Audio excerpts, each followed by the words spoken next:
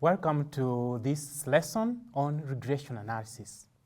In the previous lesson, we looked at correlation analysis, and we are looking at the relationship of two variables. In this lesson, we'll look at association of variables that are more than two variables. So we want to find the estimation of the relationship between the dependent variable and one or more independent variables. And in this, for example, if we would use the previous example that we had about teenage pregnancy. So we had a number of variables: self-efficacy, parental guidance, peer pressure, age. So we want to find out what's the relationship of these variables towards the teenage pregnancy. So to what extent do these independent variables relate to the dependent variable? So we are actually looking for a correlation coefficient. The relationship, the extent the independent variables relate to the dependent variable. We're also relating this to the conceptual framework, and we are looking at to what extent do the independent variables explain the predicted variable. So that's what we actually are going to look at. And this is the coefficient of determination. It's like this. You had a model, you had a conceptual framework. Now, once you have corrected the data, to what extent were you correct? At what extent did you guess right about the model that you have developed or that conceptual framework? Now, let us look at the scale of significance. So the scale of significance runs from 0.00 to 0.05. So once the values fall within 0.05 and 0.00, then they're actually falling within the significant region, which means it's a significant factor. So this is how we look at those values. If it falls beyond 0.05, then that variable is not a significant variable to actually influence the dependent variable. Now, with this, then let's look at the data to apply a regression model in the data set that we have. Now, in this data set, we had the gender, we had religion, we had efficacy, parental guidance, peer pressure, teenage pregnancy, and finally age.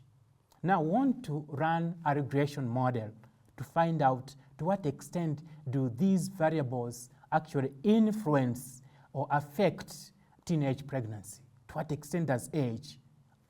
All working together. So we go to analyze in SPSS, and after that we go to regression analysis, then we go to linear regression. And in this linear regression, we actually look at that pop-out window where we see dependent variable and independent variable. So we select the dependent variable.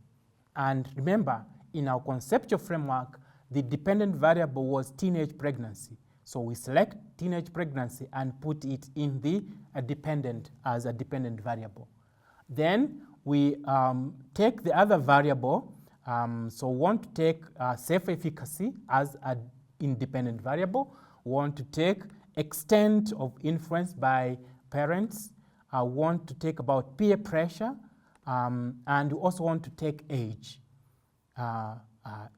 into that. So we have developed a model that has a dependent variable and the independent variable. And now let us run it and see the results. And there are the results. So the results are in three tables. The first table is the model summary. And in that model summary, you can see the R showing the predictors. So we have the predictors, and mind you, the predictors were the independent variables. So we have predictors age, extent of being influenced by parents, extent of parents' guidance, self-efficacy, and so on. So these are the predictors. And what R did we get? So the R, that is correlation coefficient of 0.973. And this it means that the relationship is very strong, which means these predictors have a strong relationship with the dependent variable, which is teenage pregnancy altogether. Then we look at the R squared, and the R squared is the coefficient of determination. To what extent have we, in our model, did we guess correctly that these are really the variables that are associated with teenage pregnancy? To what extent? So here we find a 0.947. And this we convert it to a percentage by multiplying by 100. So we get 94%, which means that our model, our theory is 94% correct as regards to explaining the phenomena of teenage pregnancy. And so then we go to the next table. The next table is the ANOVA table, which actually will pick only one component to look there, is the significance. And the significance there is 0.000, which means it's a significant model. Remember, in our analysis, in our measurement, we said the more closer we move to 0.00, then the more significant it is. And if it's below 0.05, then it's a significant model. So this is a significant model. Then we go to the other table, which is a table of coefficients. And in this table of coefficients, we want to see the contribution of each of those variables on their own, separately. So we look at self-efficacy. For example, we say, I am well focused. To what extent is it contributing to this model? So we look at the standardized coefficients, the beta, and we convert those values also to 100% to percentage. So we find that if we convert 0.075 times 100, we are getting actually 7% their contribution. Then the next one, we are getting extent of parental guidance. We are getting, which is 0.04. We are getting 4% as a contribution towards teenage pregnancy.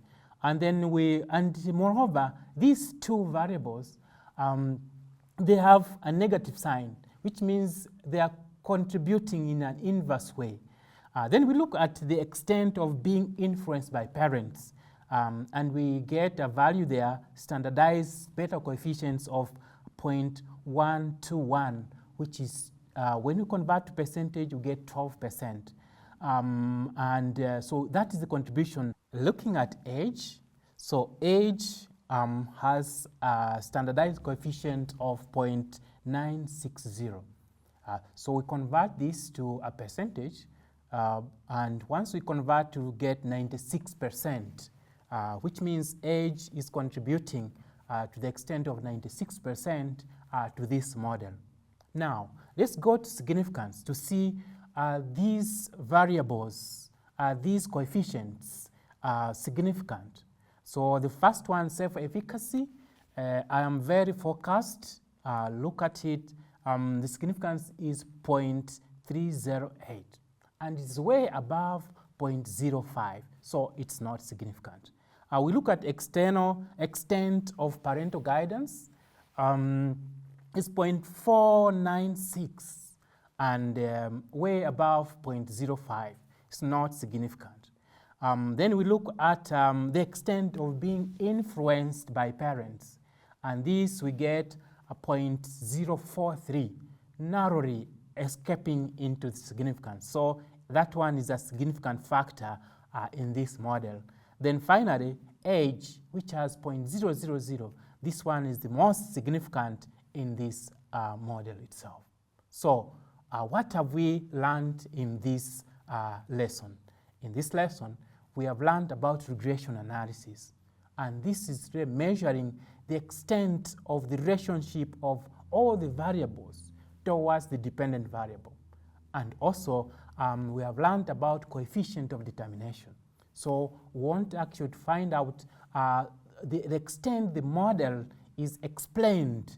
We have learned also about coefficient of determination.